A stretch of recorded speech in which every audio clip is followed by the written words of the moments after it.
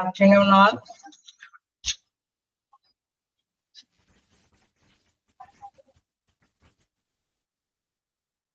Afternoon. നമ്മളിപ്പോ overview ആണ് എടുത്തുകൊണ്ടിരിക്കുന്നത് അല്ലേ? വായിച്ചു നോക്കിയായിരുന്നോ? എല്ലാവരും വായിച്ചു നോക്കിയായിരുന്നോ?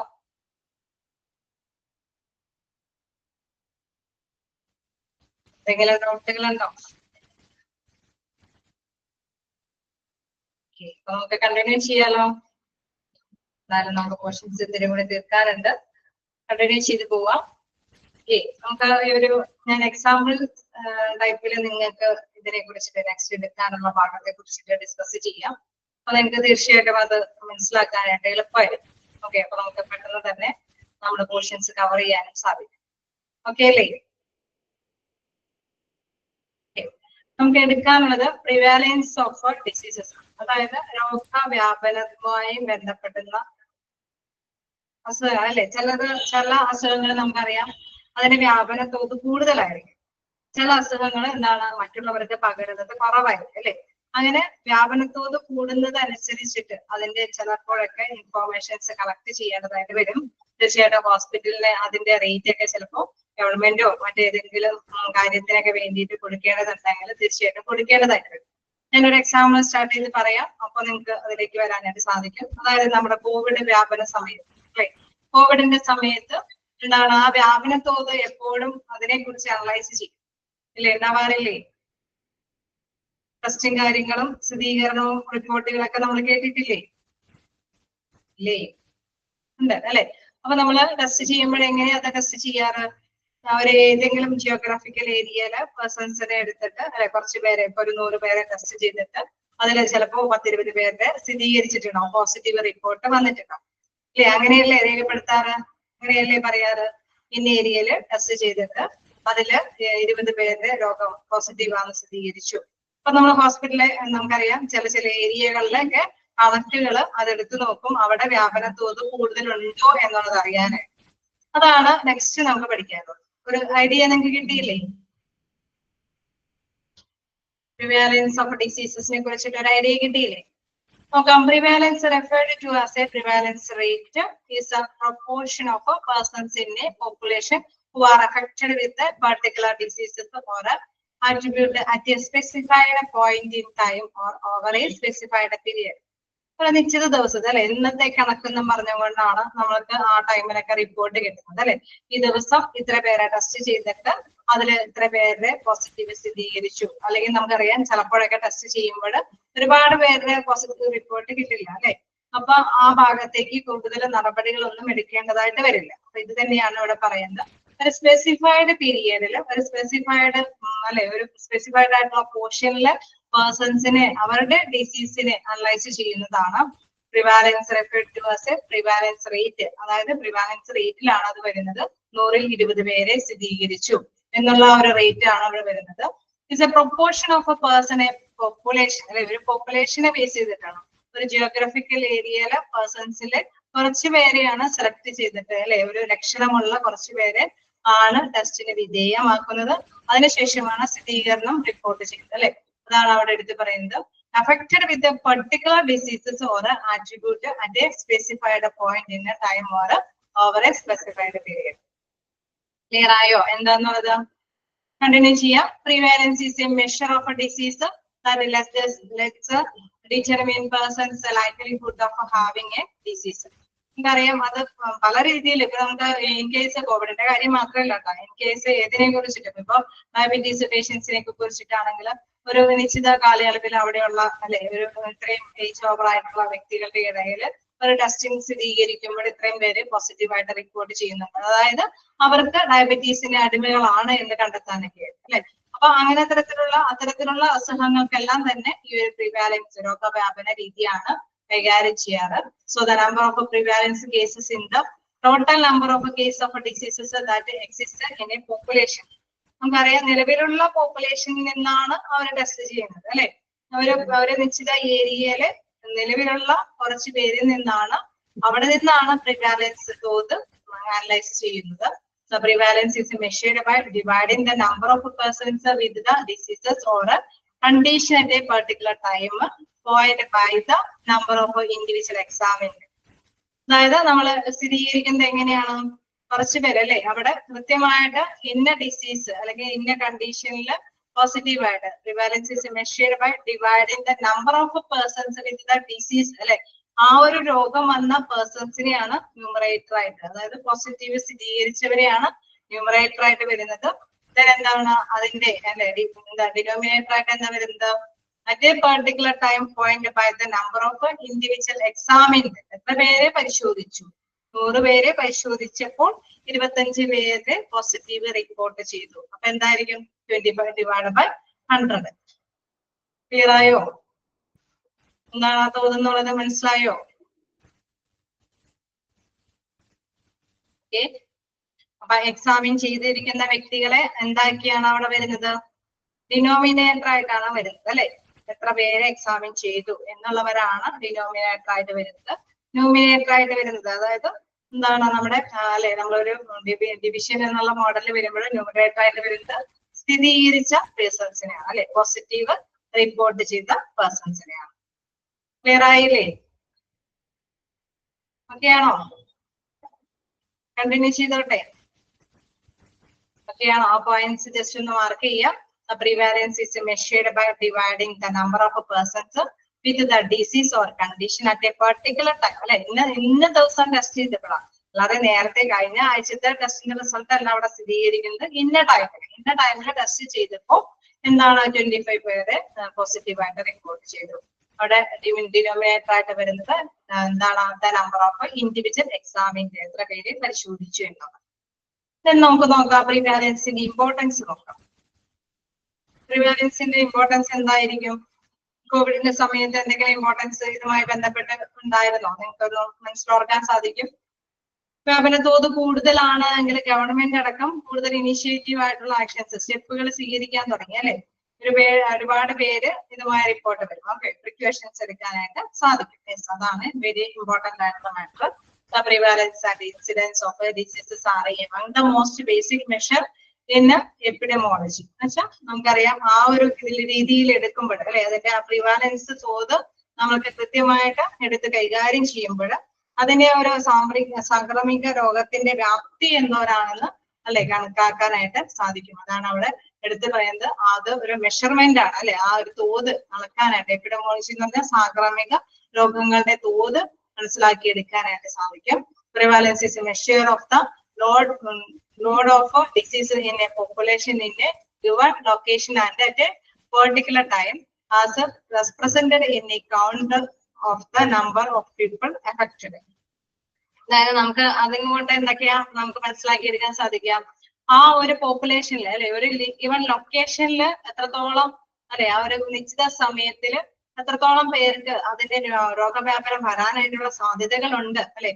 ആ ഒരു load of diseases in A population in a given location and particular time, ആ സമയത്ത് ആ പ്ലേസിൽ എത്രത്തോളം പേർക്ക് ഇത് വരാനായിട്ട് സാധ്യപ്പെട്ടു അല്ലെ, അത് മെഷർ ചെയ്യാനായിട്ട് സാധിക്കും. അത് എന്താണ് represented in a count of the number of people affected അല്ലെ, എത്രത്തോളം പേര് അത് എഫക്ട് ചെയ്തു. നമുക്കറിയാം ആ ടൈമിനൊക്കെ ഹോസ്പിറ്റലിന്റെ ഒക്കെ ആവശ്യകത വളരെ ഇമ്പോർട്ടന്റ് ആയിരുന്നു അല്ലെ. അപ്പൊ അതിനൊക്കെയുള്ള ഫെസിലിറ്റീസ് ഉണ്ടോ എന്നൊക്കെ ഗവൺമെന്റിന് ചിന്തിക്കാനൊക്കെ ആയിട്ട് ഇതൊരു പ്രധാനപ്പെട്ട ഒരു മെഷർമെന്റ് ആണ് അല്ലെ. മുൻകരുതലൊക്കെ എടുക്കാനായിട്ട് അവർക്ക് അതുകൊണ്ട് സാധിക്കുമെന്നുള്ളതാണ്. നേരത്തെ പറഞ്ഞ പ്രിക്വേഷൻ എടുക്കാൻ അല്ലെ, അതാണ് മെയിൻ ആയിട്ടുള്ള ഇമ്പോർട്ടന്റ്. അതായത് മുൻകരുതൽ എടുക്കാനായിട്ട് ഈ ഒരു പ്രിവാലൻസ് റേറ്റ് കൊണ്ട് സാധിക്കുമെന്നുള്ളത്. ഓക്കെ, നെക്സ്റ്റ് കണ്ടിന്യൂ ചെയ്യാലോ? അല്ലേ ആണോ? നെക്സ്റ്റ് നോക്കാം. The disease has the highest prevalence. അതായത് പല അസുഖങ്ങൾക്ക് നമ്മളിപ്പോ കോവിഡ് നമ്മളുടെ മുന്നിൽ ഉള്ളത് കൊണ്ട് പെട്ടെന്ന് നമുക്ക് മനസ്സിലാക്കാൻ സാധിച്ചു. പക്ഷെ പല അസുഖങ്ങൾക്കും ഇത്തരത്തിലുള്ള പ്രിവാലൻസ് റേറ്റ് കണ്ടെത്താറുണ്ട്. ഇതിന് പ്രധാനമായിട്ടും വരുന്ന ഏതൊക്കെ അസുഖങ്ങളാണെന്ന് ജസ്റ്റ് പറയുന്നതേ ഉള്ളൂ. Cardiovascular diseases account for most NCD deaths. അതായത് എന്താണ് ശരിക്കും പറഞ്ഞ നോൺ കമ്മ്യൂണബിൾ ഡിസീസസ് ആണ് അല്ലെ. നമുക്കത് രോഗവ്യാപനം ഇല്ലാത്തൊരു ഡിസീസസ് ആണ്. എങ്കിൽ കൂടി ഇത്തരത്തിലുള്ള പേഴ്സൺസ് ഒരുപാട് പേര് സ്ഥിരീകരിക്കുമ്പോൾ അവിടെ അത്തരത്തിലുള്ള വ്യാപനത്തോത് കൂടുതലാണ്. അതുവഴിയുള്ള ഡെത്തിന്റെ സ്ഥിരീകരണവും കൂടുതലാണ്. then അതിലൊക്കെ ഒരു കണക്കുകളൊക്കെ പറയുന്നുണ്ട്. ജസ്റ്റ് അതിന്റെ ഒരു എക്സാമ്പിൾസ് പറയുന്നതേ ഉള്ളൂ. ഇതാണ് 70.9 million പീപ്പിൾസ് ഇയർലി അങ്ങനെ ആ ഒരു രോഗം ബന്ധപ്പെട്ട് മരിക്കാറുണ്ട്. then followed by ക്യാൻസർ വഴി 9.3 million peoples, then chronic respiratory diseases വഴി 4.1 million, then and diabetes 2.0 million, including kidney diseases death caused by diabetes. അപ്പൊ ഈ രീതിയിൽ ഈ ഒരു രോഗവ്യാപന തോത് അനുസരിച്ചിട്ട് ഇത്രയും പേഴ്സൺസ് ഒക്കെ മരിക്കാറുണ്ട്. നമുക്കറിയാം ചിലപ്പോഴൊക്കെ ഗവൺമെന്റിന്റെ ഭാഗത്തുനിന്ന് ഇത്തരത്തിലുള്ള ഡിസീസ് വരാതിരിക്കാനുള്ള മുൻകരുതലുകളൊക്കെ അവരെ ഇൻട്രൊഡ്യൂസ് ചെയ്യും അല്ലെ. അത് അവരെ കുറച്ചും കൂടി നിബന്ധനകളൊക്കെ അത് വരാതിരിക്കാനായിട്ട് ഇന്ന പ്രിക്കോഷൻസ് ഒക്കെ സ്വീകരിക്കണം അല്ലെ. തിളപ്പിച്ചാറ്റിയ വെള്ളം കുടിക്കാവോ, അതല്ലെങ്കിൽ എന്തെങ്കിലുമൊക്കെ അല്ലെ. ക്യാൻസർ വരാതിരിക്കാൻ പുറത്തുനിന്ന് ഭക്ഷണങ്ങൾ കഴിക്കാൻ പാടില്ല. ഇത്തരത്തിലുള്ള പേഴ്സൺസ് ഒക്കെ ഒരുപാട് പേര് റിപ്പോർട്ട് ചെയ്തിട്ടുണ്ട്. അങ്ങനെയുള്ള പ്രിക്കോഷൻസ് ഗവൺമെന്റിന്റെ ഭാഗത്തുനിന്നോ ഒക്കെ തരാനൊക്കെ ആയിട്ട് സാധിക്കും എന്നുള്ളതാണ്. അപ്പൊ അതിന്റെ കുറച്ച് ഹയസ്റ്റ് പ്രിവാലൻസിന്റെ കുറച്ച് എക്സാമ്പിൾ ആണ് കണ്ടത്. ഇനി what is increase the prevalence of diseases. ഈ ഡിസീസസിന്റെ അതിന്റെ മൂർധന്യാവസ്ഥ അല്ലെ, അത് ഇൻക്രീസ് ചെയ്യാനുള്ള കാര്യങ്ങൾ പറയുന്നു.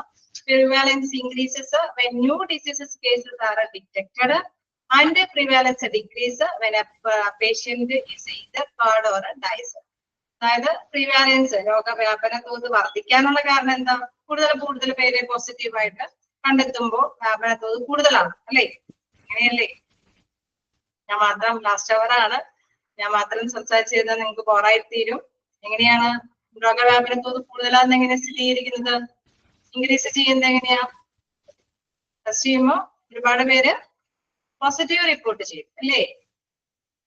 പ്രിവാലൻസ് ഇൻക്രീസസ്, ന്യൂ കേസസ് പുതിയ കേസുകൾ പോസിറ്റീവായിട്ട് സ്ഥിരീകരിക്കും. അപ്പൊ എന്താണ് അത്? ഇൻക്രീസിങ് അല്ലെ. അതിന്റെ ആ തോത് കൂടുതലായിട്ടാണ് വരുന്നത്. ഇനി ഡിക്രീസ് ചെയ്യണമെങ്കിൽ എന്തൊക്കെ കാര്യം കൊണ്ട് ഡിക്രീസ് ചെയ്യും? നിലവില് ആ പേഷ്യൻസ് ഒക്കെ മരിച്ചു പോയി കഴിഞ്ഞാൽ പിന്നെ അങ്ങനെയുള്ള പേഷ്യൻസ് ഇല്ല അല്ലെ. അത് മാത്രമല്ല എന്താണ്, ആരെങ്കിലും ഒക്കെ ചികിത്സിച്ച് ഭേദമായി പോകുന്നുണ്ടെങ്കിലും എന്താണ് ആ പ്രിവാലൻസ് തോത് ഡിക്രീസ് ചെയ്യാണ്. ഡിക്രീസ് ചെയ്യാന്ന് പറയുമ്പോൾ പോസിറ്റീവായിട്ട് കൂടുതൽ റിപ്പോർട്ട് ചെയ്യുന്നു എന്നാണ്. ഡിക്രീസ് ചെയ്യാന്നുള്ളത് എന്താണ്? അത്തരത്തില് രോഗം ബാധിച്ച വ്യക്തികളോ ഒന്നില്ലെങ്കിൽ മരണപ്പെട്ടു പോയിട്ടുണ്ടാവും, അതല്ലെങ്കിൽ ചികിത്സിച്ച് ഭേദമായി പോയിട്ട്. ക്ലിയർ അല്ലേ? ആണോ? ഓക്കെ, കണ്ടിന്യൂ ചെയ്യാലോ. എന്താണ് ടൈപ്സ് ഓഫ് പ്രിവാലൻസ് ആണ് നെക്സ്റ്റ് പറയാനുള്ളത്. 3 തരത്തിലുള്ള പ്രിവാലൻസുകൾ ഉണ്ട്. എന്താണ്? Point prevalence, then period prevalence, then life time prevalence. Point prevalence എന്ന് പറയുമ്പോൾ the number of case of health event at A certain time അല്ലെ. നമ്മുടെ ഒരു നിശ്ചിത സമയത്തിലുള്ള ഒരു തോത് നമ്മൾ മനസ്സിലാക്കുമ്പോൾ അല്ലെ. ഇന്ന ഒരു സമയം നമ്മൾ കുറച്ച് പേരെ ടെസ്റ്റ് ചെയ്തപ്പോൾ കുറച്ച് പേരെ സ്ഥിരീകരിച്ചു. അതൊരു പർട്ടിക്കുലർ പോയിന്റ് ഓഫ് ടൈമിലാണ് അത് കൈകാര്യം ചെയ്യുന്നത് അല്ലെ. ആ ഒരു സമയത്തിന് പ്രാധാന്യം കൊടുക്കുമ്പോഴത് പോയിന്റ് പ്രിവാലൻസ് ആവും. ഇത് ഇമ്പോർട്ടന്റ് ആണ്. ടൈപ്സ് ഓഫ് പ്രിവാലൻസ് മിക്കപ്പോഴും കാണാറുണ്ട്. എന്താണ്? പർട്ടിക്കുലർ ടൈമിന് പ്രാധാന്യം കൊടുത്തിട്ട് ടെസ്റ്റിംഗ് കാര്യങ്ങളൊക്കെ നടത്തുമ്പോൾ അതിന്റെ റേറ്റ് ഫിക്സ് ചെയ്യുമ്പോൾ എന്താണ്? അത് പോയിന്റ് പ്രിവാലൻസ് ആണ്. അപ്പൊ ആ തോതാണ് ഒരു സമയത്തിന്റെ ഉള്ളിൽ സ്ഥിരീകരിച്ചിരിക്കുന്ന പോസിറ്റീവ് റിപ്പോർട്ടുകളെ മനസ്സിലാക്കാനാണ്. ഈ പീരിയഡ് പ്രിവാലൻസ് എന്ന് പറയുമ്പോൾ അവിടെ ഒരു ടൈം പീരീഡ് കൊടുത്തിട്ടുണ്ട്. എന്താണ് പറയുന്നത്? Number of case of health even in reference to a period of 12 months അല്ലെ. ഒരു 12 മാസം എന്നൊക്കെ പറഞ്ഞു കൊടുത്തിട്ട് അല്ലെ 12 monthsനുള്ളിൽ ഇത്ര പേഷ്യൻസ് വന്നു. ഈ അഡൽറ്റിന്റെ ഉള്ളിലൊക്കെ എന്തെങ്കിലും രോഗങ്ങൾ വർദ്ധിച്ചു വരുന്നുണ്ടെന്നൊക്കെ നമ്മൾ രോഗവ്യാപന തോതൊക്കെ അറിയാൻ വേണ്ടിയിട്ടൊക്കെ നോക്കുമ്പോൾ അല്ലെ ഒരു 1 yearനുള്ളിൽ ഇത്രയും പേരൊക്കെ ടെസ്റ്റ് ചെയ്തപ്പോൾ ഈ രോഗം ബാധിച്ചവർ ഉണ്ടായിരുന്നു. അപ്പൊ അവിടെ ഒരു എന്താണ്? ഒരു പീരീഡ് കൊടുത്തിട്ടുണ്ട് അല്ലെ. ഒരു 1 yearന്റെ ഒരു പീരീഡ് കാലയളവ് കൊടുത്തിട്ടുണ്ട്. ആ ഒരു കാലയളവ് കൊടുത്തിട്ടാണ് ടെസ്റ്റിംഗ് റിപ്പോർട്ടുകളുടെ ഫലം അനലൈസ് ചെയ്യണമെങ്കിൽ അത് പീരിയഡ് പ്രിവാലൻസ് ആണ്. പോയിന്റ് എന്ന് പറയുമ്പോൾ ഒരു പർട്ടിക്കുലർ ടൈമിൽ മാത്രമാണ് അവിടെ കുറച്ച് പേര് ടെസ്റ്റിന് വിധേയമാക്കുന്നതും റിപ്പോർട്ട് പോസിറ്റീവ് റിപ്പോർട്ടുകളൊക്കെ അനലൈസ് ചെയ്യുന്നത്. ലൈഫ് ടൈം പ്രിവാലൻസ് എന്ന് പറയുമ്പോൾ എന്താണ്? അത് ആജീവനാന്താണ് അല്ലെ. അപ്പൊ അതിൽ പറയുന്നത് the number of case of health event in reference to the total lifetime. ആജീവനാന്ത് ഇപ്പൊ ഡയബറ്റിക് പേഷ്യൻസ് ഒക്കെ അല്ലെ, അവർക്കൊക്കെ നമുക്കറിയാം ഒരുപാട് അല്ലെ. ക്യാൻസർ പേഷ്യൻസ് ഒക്കെ ഒരു ആജീവനാന്തം എന്താണ് ഭേദമാകാത്ത തരത്തിലുള്ള അസുഖങ്ങളുടെ ഒക്കെ എന്തെങ്കിലുമൊക്കെ ഉണ്ടെങ്കിൽ അല്ലെ, ക്രോണിക് ഡിസീസസ് ഒക്കെ ജീവിതാവസാനം വരെയുള്ള രോഗാവസ്ഥകളൊക്കെ പിന്തുടരുന്നുണ്ടെങ്കിൽ അത്തരത്തിലുള്ള രോഗവ്യാപന തോതുകളെയാണ് ലൈഫ് ടൈം പ്രിവാലൻസ് എന്ന് പറയുന്നത്. അപ്പൊ പെർട്ടിക്കുലർ ടൈമിനുള്ളിൽ പ്രിവാലൻസിന്റെ തോത് അനലൈസ് ചെയ്യുകയാണെങ്കിൽ അത് പോയിന്റ് പ്രിവാലൻസ്, ഒരു പീരിയഡിനുള്ളിൽ, ഒരു നിശ്ചിത പീരിയഡിനുള്ളിലാണെങ്കിൽ ഇത് period prevalence, then life time prevalence എന്ന് പറഞ്ഞാൽ എന്താണ് ലോങ് ലൈഫ് അല്ലെ, ലൈഫിന് ഉടനീളം തന്നെ ഉള്ള പ്രിവാലൻസ് തോതാണ് ലൈഫ് ടൈം പ്രിവാലൻസ് എന്ന് പറയുന്നത്. ക്ലിയർ ആണോ? ഓക്കെ ആണോ?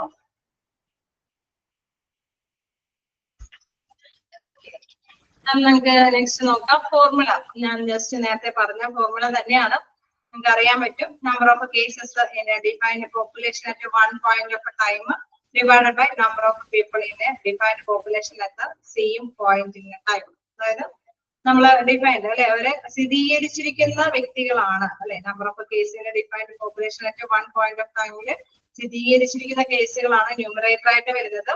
എക്സാമിൻ ചെയ്യുന്നത് number of people in a defined population at same point of ടൈമിൽ വരുന്ന എക്സാമിൻ ചെയ്ത പേഴ്സൺസ് ആണ് അവിടെ ഡിനോമിനേറ്റർ ആയിട്ട് വരുന്നത്. നമുക്ക് നെക്സ്റ്റ് നോക്കാം, യൂസ് ഓഫ് പ്രിവാലൻസ്. ക്ലിയർ ആയോ?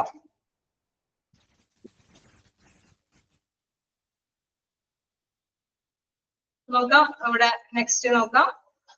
യൂസ് ഓഫ് പ്രിവാലൻസിൽ എന്താ പറയുന്നത്, നമ്മൾ കണ്ടു അല്ലെ, പ്രിവാലൻസിന്റെ ഉപയോഗം എന്താന്നുള്ളത് കണ്ടു. എന്താണ് പറയുന്നത്, help to calculate the magnitude of health problem or diseases in a community അല്ലെ. നമുക്ക് അത് കമ്മ്യൂണിറ്റിയിൽ അല്ലെ എല്ലാവർക്കും വ്യാപിക്കാനായിട്ട് സാധ്യതയുണ്ടോ എന്നുള്ളതൊക്കെ നമുക്ക് മനസ്സിലാക്കി എടുക്കാനായിട്ട്, പെട്ടെന്ന് തന്നെ കാൽക്കുലേറ്റ് ചെയ്യാനൊക്കെ ആയിട്ട് സാധിക്കും. Identify potential high risk population, ഏത് ഭാഗത്താണ് കൂടുതൽ വ്യാപന തോത് വന്നിരിക്കുന്നത് അല്ലെ, നമ്മൾ കണ്ടത് ഐസൊലേറ്റ് ഒക്കെ ചെയ്തത് അല്ലെ, ഒരു ഭാഗങ്ങളെന്നും ആ ഭാഗത്തേക്കൊന്നും വാഹനങ്ങളെയൊക്കെ കടത്തിവിടാതെയൊക്കെ പ്രൊട്ടക്ട് ചെയ്തത് അല്ലെ. അപ്പൊ അത് ഹൈ പൊട്ടൻഷ്യൽ ആയിട്ട് അല്ലെ, ഹൈ റിസ്ക് ഉള്ള മേഖലകൾ ഏതാന്നൊക്കെ തിരിച്ചറിയാൻ സാധിക്കും. Useful for administrative and planning purpose. നമുക്കറിയാം, രോഗവ്യാപന തോത് ഇങ്ങനെ വർദ്ധിച്ചു വരികയാണെങ്കിൽ അതിനനുസരിച്ചിട്ട് ഹോസ്പിറ്റലും അതിന്റെ സൗകര്യങ്ങളൊക്കെ ഒരുക്കാനൊക്കെ അല്ലെ, ഭരണപരമായ രീതിയിലൊക്കെ പ്ലാനിങ് മുൻകൂട്ടി ആസൂത്രണം ചെയ്യാനൊക്കെ ആയിട്ട് ഈ തോതിന്റെ ബേസിൽ മനസ്സിലാക്കാനൊക്കെ ആയിട്ട് സാധിക്കുമെന്നുള്ളത്.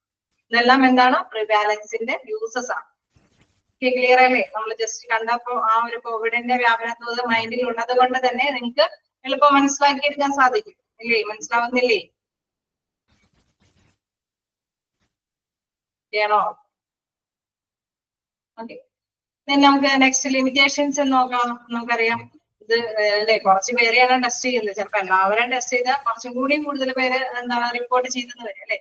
നമ്മൾ ടെസ്റ്റ് ചെയ്യാൻ പോകുന്നവരെല്ലാം ലക്ഷണമുള്ള എല്ലാവരും ടെസ്റ്റ് ചെയ്യാനൊന്നും ആ കാലഘട്ടങ്ങളിൽ പോയിട്ടുണ്ടായിരുന്നില്ല. ശരിയല്ലേ? അത് നമുക്കൊരു ലിമിറ്റേഷൻ തന്നെയാണ് അല്ലെ. ഓക്കെ, അപ്പൊ നമുക്ക് നോക്കാം. Limitations of prevalence can be viewed as a slice through the proportion of a population at a point in a time അല്ലെ. അവിടെ നമുക്കറിയാം, ഒരു പോയിന്റ് ടൈമിൽ മാത്രമാണ് സെലക്ട് ചെയ്ത് അവരെ പരിശോധിക്കുന്നത് അല്ലെ. ചിലപ്പോ ഒരുപക്ഷെ എന്താണ് നേരത്തെ അവിടെ അല്ലെ, ഒരു കുറച്ച് ദിവസങ്ങൾക്ക് മുമ്പ് വന്നിരുന്നെങ്കിൽ ആ തോത് ഇതിനേക്കാളും വർദ്ധിച്ചേനെ. ഒരുപക്ഷെ ആ വ്യാപന തോത് അതിന്റെയൊക്കെ എന്താണ് എല്ലാവർക്കും പകർന്ന അവസ്ഥയൊക്കെ കഴിഞ്ഞതിന് ശേഷം ചിലപ്പോൾ ടെസ്റ്റിങ്ങിലൊക്കെ വന്നു കഴിഞ്ഞാൽ നമുക്കറിയാം ആ വ്യാപന തോത് കുറവായിരുന്നല്ലോ. അപ്പൊ ആ ഒരു ടൈം അല്ലെ, ഒരു പോയിന്റ് ടൈമിൽ മാത്രമാണ് അത് ടെസ്റ്റ് ചെയ്യുന്നത് എന്നുള്ളത് പ്രത്യേകതയാണ്. എന്താ പറയുന്നത്, not consider the duration of diseases. നമുക്കറിയാം ഈ ഒരു സ്ഥിരീകരണം മാത്രമാണ് വരുന്നുള്ളൂ അല്ലെ. ചിലർക്കൊക്കെ നേരത്തെ മാറുന്നുണ്ട്, ചിലർക്കൊക്കെ അത് കുറച്ച് നാളെടുത്തിട്ടൊക്കെയാണ് മാറുന്നത് അല്ലെ.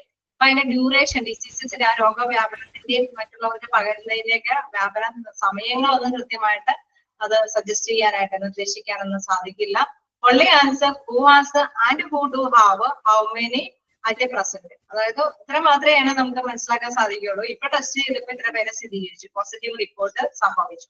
അത് കഴിഞ്ഞ ആഴ്ച ടെസ്റ്റ് ചെയ്യുമ്പോൾ ചിലപ്പോൾ അതിൽ കൂടുതൽ സംഭവിച്ചിട്ടുണ്ടാവായിരിക്കും, ചിലപ്പോൾ കഴിഞ്ഞ ആഴ്ച ടെസ്റ്റ് ചെയ്തപ്പോൾ അവിടെ ഉണ്ടായിട്ടുണ്ടാവില്ലായിരിക്കും ഈ ടൈമിൽ. പക്ഷെ ഏത് സമയത്താണ് ഇത് വ്യാപിച്ച്, അല്ലെങ്കിൽ ഇത് എത്രത്തോളം നാളെ ഇവിടെ ചുറ്റിപ്പറ്റി നിൽക്കും, അങ്ങനെയൊന്നും കൃത്യമായിട്ട് തന്നെ അനലൈസ് ചെയ്യാനൊന്നും സാധിക്കില്ല എന്നുള്ളതാണ്. Not answer when and how likely the disease develop be not suited for എന്താണ് എറ്റിയോളജിക്കൽ സ്റ്റഡീസ്. അതായത് നമുക്ക് അതിന് കൂടുതൽ സ്റ്റഡി ചെയ്യാനൊക്കെ ആയിട്ടുള്ള ഒരു ഇൻഫോർമേഷൻസ് ഈ ഒരു രോഗവ്യാപന തോതിൽ നിന്ന് കിട്ടുന്നില്ല. ജസ്റ്റ് മാത്രം എന്താണ് അവിടെ സ്ഥിരീകരണം മാത്രം അല്ലെ, പോസിറ്റീവ് റിപ്പോർട്ട് ഉണ്ട്, അത് ഈ സമയത്ത് വന്നതുകൊണ്ട് എന്നുള്ള കാര്യം മാത്രമാണ്. ഇത് എവിടെ നിന്ന് അല്ലെ, ഈ സൂക്ഷ്മാണുക്കൾ എവിടെ നിന്ന് വന്നു, അതൊക്കെ അങ്ങനെ ഒരുപാട് കാര്യങ്ങളെ കുറിച്ചിട്ടുള്ള ഒരു അവയർനെസ് ഈ ഒരു മെഷർമെന്റ് കൊണ്ട് മാത്രം എടുക്കാനായിട്ട് സാധിക്കുകയില്ല എന്നുള്ളത്. ഓക്കെ അല്ലേ? ശരിയല്ലേ? ടെസ്റ്റ് സ്ഥിരീകരണം മാത്രമേ നമുക്ക് അറിയുള്ളൂ അല്ലെ, ബാക്കി ഉള്ള കാര്യങ്ങളൊന്നും നമുക്ക് അതിൽ നിന്ന് പ്രൂവ് ചെയ്യാനായിട്ട് സാധിക്കില്ല. ഇനി നമുക്ക് നോക്കാം ഫാക്ടേഴ്സ് അഫക്റ്റിംഗ് പ്രീവാലൻസ്. അതായത് ചില ഫാക്ടേഴ്സുകളൊക്കെ അഫക്ട് ചെയ്തിട്ടുണ്ട് അല്ലെ. ചിലപ്പോഴൊക്കെ ഒരു ഭാഗത്തേക്ക് ഒരു രോഗമില്ലാത്തവരായിരിക്കും, അവര് ഭയങ്കര എന്താണ് കണ്ടെയ്ൻമെന്റ് സോണൊക്കെ ആയിട്ട് നമ്മൾ തിരിച്ച് അവിടെ നിന്നും ആരും രോഗങ്ങളൊന്നും ഇല്ലാത്തതായിരിക്കാം. പക്ഷെ ചിലരൊക്കെ അല്ലെ വിദേശത്തു നിന്നൊക്കെ വന്നവരുടെ കയ്യിൽ നിന്നൊക്കെ കിട്ടി പിന്നെ ആ ഭാഗങ്ങളിലൊക്കെ വ്യാപിച്ച ഒരു അവസ്ഥയൊക്കെ ഉണ്ടായിട്ടുണ്ട് ഇല്ലേ. കോവിഡ് ഒക്കെ ഉള്ള സമയത്ത് അങ്ങനെയൊക്കെ സംഭവിച്ചിട്ടില്ലേ? ഇല്ലേ? ഉണ്ട് അല്ലെ. അപ്പൊ അതാണ് ഇവിടെ പറയുന്നത്. പ്രിവാലൻസ് ഇൻക്രീസ് ചെയ്യാനും ഡിക്രീസ് ചെയ്യാനുമായിട്ടുള്ള കാര്യങ്ങളാണ് ഇവിടെ തിരിച്ചു കൊടുത്തത്. ഓക്കെ, നോക്കാം. ഇൻക്രീസ്ഡ് ബൈ അല്ലെ longer duration of the diseases. നമ്മൾ നേരത്തെ പറഞ്ഞു രോഗവ്യാപനത്തിന്റെ സമയം ദൈർഘ്യം കൂടുതൽ എടുക്കുകയാണെങ്കിൽ അവിടെയുള്ള മിക്കവാർക്കും എല്ലാവർക്കും അത് സ്ഥിരീകരിക്കപ്പെട്ടിട്ടുണ്ടാവും അല്ലെ. അപ്പൊ അതാണ് ലോങ്ങർ ഡ്യൂറേഷൻ ഓഫ് ഡിസീസസ്. അങ്ങനെ വരുമ്പോൾ അത് ഇൻക്രീസ് ചെയ്യും. അപ്പൊ എന്താണ് പ്രിവാലൻസ് റേറ്റ് ആ ഭാഗങ്ങളിൽ ഇൻക്രീസ് ചെയ്യാനായിട്ട്. ഡ്യൂറേഷൻ നമുക്കറിയാം അതിന്റെ ഏത് തരത്തിലുള്ള വൈറസ് ആണ് അതിൽ കൊണ്ടേക്കുന്നത്, അത് കൂടുതൽ വ്യാപിക്കാൻ കഴിവുള്ളതാണോ എന്നൊക്കെ ഉള്ള കുറെ കാര്യങ്ങളൊക്കെ നമ്മൾ ഡിസ്കസ് ചെയ്തിരുന്നു അല്ലെ. അപ്പൊ രോഗവ്യാപനം തോത് കൂടിയത് അതിന്റെ കണ്ടന്റ് ആണോ ഉള്ളതെങ്കിൽ അതിന്റെ ഡ്യൂറേഷൻ കൂടുതലായിരിക്കും. അപ്പൊ ലോങ്ങർ ഡ്യൂറേഷൻ കൂടുതലാണ് എങ്കിൽ തീർച്ചയായിട്ടും എന്താണ് ആ രോഗവ്യാപന തോത് ആ ഭാഗങ്ങളിൽ കൂടാനായിട്ട് സാധ്യതയുണ്ട്, ഇൻക്രീസ് ചെയ്യാനുള്ള സാധ്യതയുണ്ട്.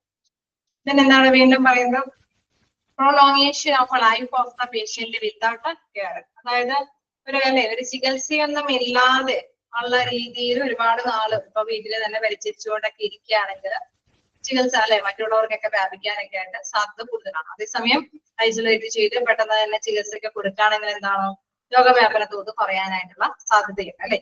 അപ്പൊ prolongation of life of patient without care, അവിടെ കെയർ കൊടുക്കാതെ കൂടുതൽ ആള് നീല തെറ്റിയാണെങ്കിൽ രോഗവ്യാപന തോത് കൂടാനുള്ള സാധ്യതയുണ്ട്. ഇൻക്രീസ്ഡ് ക്യാൻ ന്യൂ കേസ് അല്ലെ ഇൻക്രീസ് ഇൻ ഇൻസിഡൻസ്. അതായത് പുതിയ കേസുകൾ റിപ്പോർട്ട് ചെയ്യുമ്പോൾ തീർച്ചയായിട്ടും എന്താണ് രോഗവ്യാപന തോത് ഇൻക്രീസ് ചെയ്യാണ് അല്ലെ.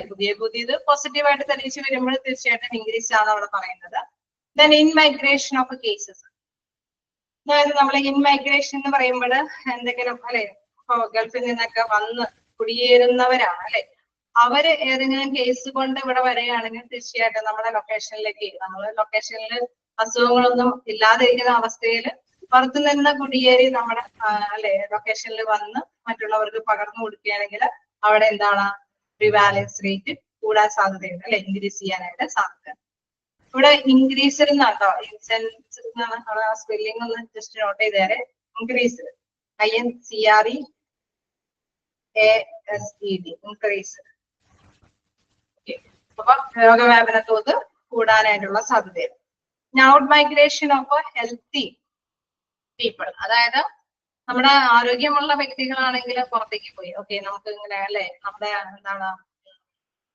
എന്താ പറയാ പ്രതിരോധ ശേഷി അല്ലെ മറ്റുള്ള രോഗങ്ങൾ വന്നാലും തടുത്തെടുത്താൻ പ്രതിരോധ ശേഷിയുള്ള വ്യക്തികളൊക്കെ പുറത്തേക്ക് പോയി നിലവിലുള്ള ലൊക്കേഷനിൽ പ്രതിരോധ ശേഷി കുറഞ്ഞ വ്യക്തികളൊക്കെ ആണെങ്കിൽ അവർക്കൊക്കെ രോഗവ്യാപന തോത് കൂടുതലാവാനായിട്ടുള്ള സാധ്യതയുണ്ട് അല്ലെ. അതേസമയം ഹെൽത്തി പീപ്പിൾസും നമ്മുടെ ലൊക്കേഷനിൽ ഉണ്ടെങ്കിൽ ചിലപ്പോൾ അവർക്ക് രോഗം പിടിപെട്ടെന്ന് വരില്ല അല്ലെ. അപ്പൊ ഇൻക്രീസ് ചെയ്യാനുള്ള സാധ്യതകളാണ് നമ്മൾ ഡിസ്കസ് ചെയ്യുന്നത്. അപ്പൊ എന്താണ് ഇവിടെ പറയുന്നത് out migration of healthy people. നമ്മുടെ ലൊക്കേഷനിലുള്ള നല്ല ആരോഗ്യവാന്മാരൊക്കെ ഉള്ള ആൾക്കാര് പുറത്തേക്ക് പോയാലും നിലവിലുള്ളവർക്കൊക്കെ അസുഖങ്ങൾ കൂടാനായിട്ട് സാധ്യതയുണ്ട്. then എന്താണ് in migration of suspicious people. അതായത് വീണ്ടും അല്ലെ നമുക്ക് ഈ പുറത്തു നിന്ന് വരുന്ന വ്യക്തികളെ നോക്കുമ്പോൾ രോഗസാധ്യതയുള്ള ആളുകളുടെ ഇടയിൽ നിന്നാണ് വരുന്നത്. രോഗം കൊണ്ട് വരുന്നവരെ മാത്രമല്ല രോഗസാധ്യതയുള്ളവരുടെ ഇടയിൽ നിന്ന് വന്നു കഴിഞ്ഞുമ്പോൾ തീർച്ചയായിട്ടും അതിന്റെ ലക്ഷണങ്ങളുള്ള ലൊക്കേഷനിലേക്കൊക്കെയാണ് വന്നെങ്കിൽ അവർക്ക് വേഗം പിടിപെടാനൊക്കെ ആയിട്ട് സാധ്യത കൂടുതലാണ് അല്ലെ. അപ്പൊ അതാണ് പറയുന്നത് ഇൻ മൈഗ്രേഷൻ സസ്പെക്റ്റബിൾ പീപ്പിൾ. അതായത് അവിടെ രോഗവ്യാപനം ഉള്ള സംശയാസ്പദമായിട്ട് തെളിയിക്കപ്പെട്ടിരിക്കുന്ന ഒരു മേഖലയിൽ നിന്ന് വരുന്നവരിൽ നിന്നാണെങ്കിലും രോഗവ്യാപന തോത് വരാനായിട്ട് ഇൻക്രീസ് ചെയ്യാൻ സാധിക്കുന്നു. then improved diagnosis facilities, better reporting. അതായത് നമുക്കറിയാം ഒരുപാട് ഡയഗ്നോസിസ് ഫെസിലിറ്റീസുകൾ ഉള്ളപ്പോൾ എല്ലാവരെയും ചെക്ക് ചെയ്യും അല്ലെ. എല്ലാവരെയും ചെക്ക് ചെയ്യുമ്പോൾ റിപ്പോർട്ടിങ് കൂടി വരും. നമുക്കറിയാം ഒരുപാട് പേര് ചെക്ക് ചെയ്യാത്തവരുണ്ട് എങ്കിൽ അവിടെ രോഗവ്യാപന തോത് ഇല്ല എന്നൊക്കെ തന്നെ നമുക്ക് മനസ്സിലാക്കാം. പക്ഷെ ആക്ച്വലി അവിടെ രോഗം ഉണ്ടായി കാണും, പക്ഷെ അവിടെ ചെക്കിങ് വരുന്നില്ല അല്ലെ. അപ്പൊ ബെറ്റർ റിപ്പോർട്ടിംഗ് ഫെസിലിറ്റീസ് ഒക്കെ ഉണ്ടെങ്കിൽ എല്ലാവരെയും തന്നെ ചെക്ക് ചെയ്യും. അപ്പൊ രോഗവ്യാപന തോത് കൂടുതലുണ്ട് എന്നുള്ളതൊക്കെ കണ്ടുപിടിക്കാനൊക്കെ ആയിട്ട് സാധിക്കും. അപ്പൊ അത് ഇൻക്രീസിങ്ങിന്റെ ഉള്ള കുറെ കാര്യങ്ങളാണ്. ഇതിന്റെയൊക്കെ നേരെ ഓപ്പോസിറ്റ് ആയിരിക്കും ഡിക്രീസിൽ വരുന്നത് അല്ലെ. രോഗവ്യാപന തോത് കുറയാനുള്ള സാധ്യത.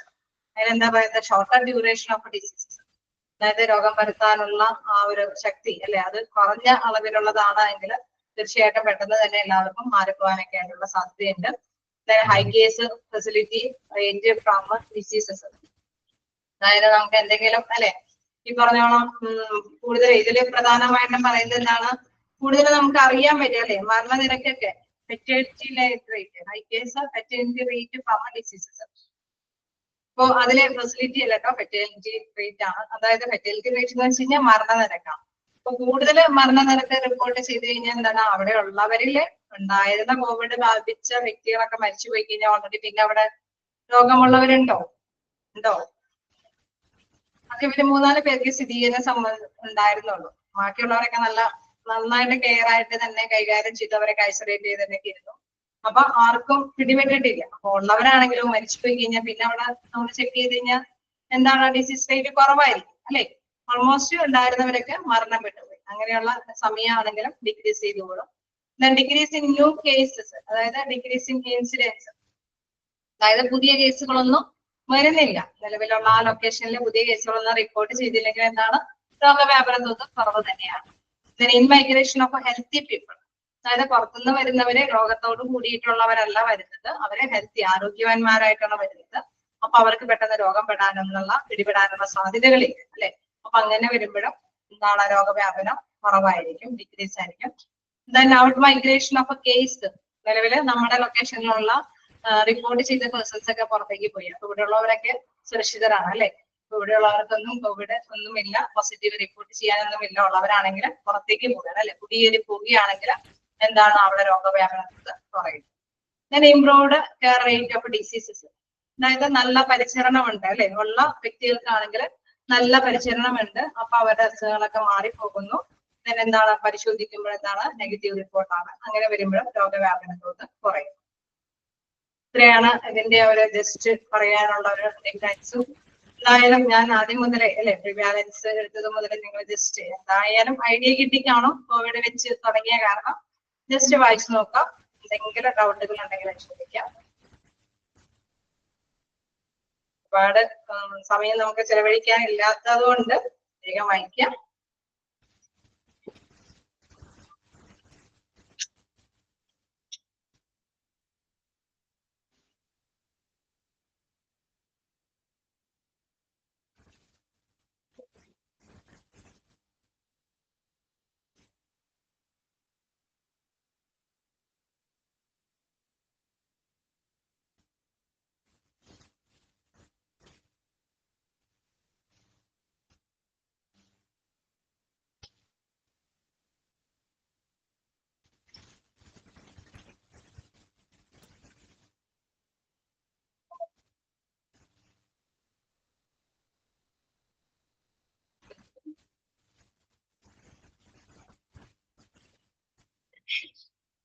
ക്ലിയർ ആണോ?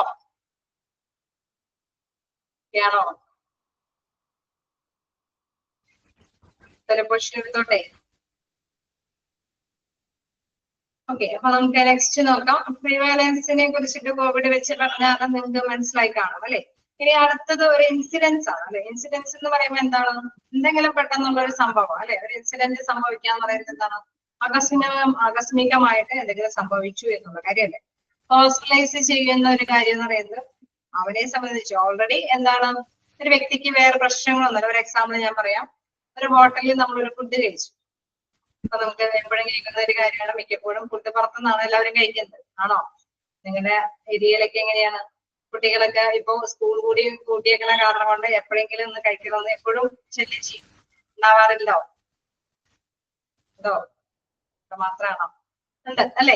അപ്പൊ ഇടയ്ക്ക് എന്താണ്, ഫുഡ് കഴിച്ചു കഴിയുമ്പോൾ ചിലപ്പോൾ നമ്മൾ എല്ലായ്പ്പോഴും എല്ലാവരെയും കുറ്റം പറയുന്നില്ല, ചിലപ്പോഴെങ്കിലും ഫുഡ് ഇൻഫെക്ഷൻ വരാൻ സാധ്യതയുണ്ട് അല്ലേ. ഫുഡ് ഇൻഫെക്ഷൻ വരാറില്ലേ? നമ്മൾ റിപ്പോർട്ട് ചെയ്ത് കേട്ടിട്ടുണ്ട് അല്ലെ. ഹോസ്പിറ്റലൈസ് ചെയ്ത വ്യക്തികളൊക്കെ കേട്ടിട്ടുണ്ട്. ഇൻഫെക്ഷൻ വന്ന് മരിച്ചുപോയ വ്യക്തികൾ വരെ നമ്മൾ കേട്ടിട്ടുണ്ട് അല്ലെ. അതെന്ന് പറയുന്നത് എന്താണ്, ആക്ച്വലി അവന് യാതൊരു പ്രശ്നമില്ല അല്ലെ, നോർമലി ഉള്ള ഒരു ഫിറ്റ് ആയ ഒരു പേഴ്സൺ ആണ്. പക്ഷെ ഒരു ഫുഡ് കഴിച്ചു അല്ലെ, അത് പെട്ടെന്നൊരു ഇൻസിഡൻസ് വന്നതാണ് അല്ലെ, ആ ഫുഡ് കഴിച്ചതിന് ശേഷമാണ് ഒരു അസുഖം വന്നു, അദ്ദേഹത്തിന് എന്താണ് ട്രീറ്റ്മെന്റ് കാര്യങ്ങളൊക്കെ കൊടുക്കേണ്ടി വന്നു. അപ്പൊ ആ ഒരു രീതിയിൽ നമ്മൾ കൺസെപ്റ്റ് ചെയ്യാം, നമുക്ക് ഈ ഇൻഷുറൻസിന്റെ ആ ഒരു ഭാഗം നിങ്ങൾക്ക് പെട്ടെന്ന് ക്യാച്ച് ചെയ്യാൻ സാധിക്കും. അപ്പൊ ഇൻഷുറൻസ് എന്ന് പറയുന്നത് നമ്മൾ കണ്ടു, ഓൾമോസ്റ്റ് ആ വ്യക്തിക്ക് യാതൊരു അസുഖമില്ലാത്തൊരു അവസ്ഥയാണ്. പക്ഷെ പെട്ടെന്ന് അല്ലെ ഒരു ഇൻഫെക്ഷൻ വന്നു, അത് വന്നത് എന്താണ് ഫുഡ് കഴിച്ചത് കൊണ്ടാണ്. നോക്കാം, insurance is the number of lately diagnosed cases of diseases. അതായത് അല്ലെ ലാസ്റ്റ് ടൈമിൽ രോഗനിർണയം നടത്തിയ ഒരു കേസുകളൊക്കെയാണ് ഇൻഷുറൻസിൽ വരുന്നത്. An incidence rate is the number of recent case of diseases divided by the number of persons at risk for the diseases. Okay, നമ്മളിപ്പോ 2-3 പേര് ആ ഹോട്ടലിൽ ഭക്ഷണം കഴിച്ചത് 2-3 പേർക്ക് രോഗം സ്ഥിരീകരിച്ചു കഴിഞ്ഞാൽ പിന്നെ ബാക്കി ആർക്കായിരിക്കും രോഗം വരാൻ സാധ്യത? ആർക്കായിരിക്കും?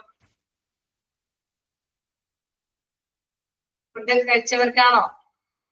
അവിടെ നിന്ന് ഫുഡ് കഴിച്ചവർക്കാണോ പിന്നെ വരാൻ സാധ്യത ഉണ്ടാവുക? അല്ല, 2-3 പേർക്ക് നമ്മൾ ഒരു അസുഖത്തിന്റെ അല്ലെ ഒരു ഭക്ഷണത്തിന്റെ കാര്യം നമ്മൾ എടുത്തിട്ട് ഒരു 2-3 പേർക്ക് എന്താണ് അവിടെ നിന്ന് ഭക്ഷണം കഴിച്ചതിന് ശേഷം വോമിറ്റിങ്ങും കാര്യങ്ങളൊക്കെ വന്ന് ഹോസ്പിറ്റലൈസ് ചെയ്തു. പിന്നെ അസുഖം വരാൻ സാധ്യതയുള്ളവൻ ആരായിരിക്കും?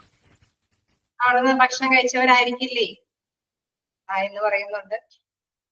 സാധ്യതയുള്ളത്, ഓക്കെ, സാധ്യത നമ്മൾ പ്രൊപ്പോർഷൻ മാത്രമേ പറയുന്നുള്ളൂ കേട്ടോ, നമ്മൾ കറക്റ്റ് ആയിട്ട് എല്ലാവരും അതിൽ വരുന്നില്ല. സം ഡേ അല്ലെ കഴിഞ്ഞവർക്കും ഉണ്ടാവും, കുറച്ച് ദിവസം കഴിഞ്ഞവർക്കും ഉണ്ടാവും. പക്ഷെ അവിടെ നിന്നും ഒരു ചെറിയൊരു സൂചന, ഒരു ചെറിയ ഡൗട്ട് അവിടുത്തെ ഭക്ഷണത്തിന്റെ ആണ് എന്ന ഒരു സ്ഥിരീകരണം ഉണ്ടായത് തീർച്ചയായിട്ടും പിന്നെ അവിടുന്ന് ഭക്ഷണം കഴിച്ചവരെയും അനലൈസ് ചെയ്യണം, വിലയിരുത്തണം, വേണ്ടിവരില്ലേ? ഉണ്ടാവില്ലേ? അതാണ് ഇവിടെ നമ്മൾ മനസ്സിലാക്കേണ്ടത്. An incidence rate is the number of recent case of diseases അല്ലെ, റീസെന്റ് കേസ് ഡിസീസസ് വന്നതാണ് ന്യൂമറേറ്റർ ആയിട്ട് എടുക്കുന്നത്, divide by the number of person at risk for the diseases. ആ റിസ്ക് വരാൻ സാധ്യതയുള്ള പേഴ്സൺസ് ആണ് ഡിനോമിനേറ്റർ ആയിട്ട് എടുക്കുന്നത്. ഓക്കെ, നിങ്ങൾക്ക് മനസ്സിലായി കാണും. അതായത് ഹോട്ടലിൽ ഒരു ഫുഡ് കഴിച്ചിട്ട് അവിടെ നിന്ന് അല്ലെ ഒരു വോമിറ്റിംഗ് ടെൻഡൻസി ഒക്കെ ഒരുപാട് പേര് റിപ്പോർട്ട് ചെയ്തു, ഒരു കുറച്ച് പേര് ഹോസ്പിറ്റലൈസ് ആയി. അപ്പൊ അവിടുത്തെ ഫുഡൊക്കെ പരിശോധിച്ചപ്പോൾ അവിടെ ഒരു സാധ്യതയുണ്ടെന്ന് മനസ്സിലാക്കി കഴിഞ്ഞാൽ പിന്നെ അടുത്ത ഒരു പ്രൊപ്പോർഷൻ ആരായിരിക്കും? ആ ഭക്ഷണം കഴിച്ചവര് അല്ലെ, ആ ദിവസങ്ങളിൽ ആ ഭക്ഷണം കഴിച്ചവര് ഒരുപക്ഷെ അവരെ നല്ല ആരോഗ്യവാന്മാരായിരിക്കും അല്ലെ, അവർക്ക് ചിലപ്പോൾ 2-3 ദിവസങ്ങൾക്ക് ശേഷമൊക്കെ ആയിരിക്കും ചിലപ്പോൾ എന്തെങ്കിലും അസുഖങ്ങളൊക്കെ ആയിട്ട് വരിക, അല്ലെങ്കിൽ അവർ ഓക്കെ ആയിരിക്കും, അവര് എന്താണ് അവർക്ക് ഹ്യൂമൻ അല്ലെ അവർക്ക് ഇമ്മ്യൂണിറ്റി പവർ ഉള്ളത് കൊണ്ട് തന്നെ അവർക്ക് അസുഖം വന്നില്ല എന്നേ ഇരിക്കും. പക്ഷെ നമ്മള് എക്സാമിൻ ചെയ്യരുത് അല്ലെ, ഡിസീസ് വരാൻ സാധ്യതയുള്ളവരെ പരിഗണിക്കേണ്ടത് എന്ന് പറയുന്നത് അവിടെ നിന്ന് ഭക്ഷണം കഴിച്ചവരെയാണ് അല്ലെ.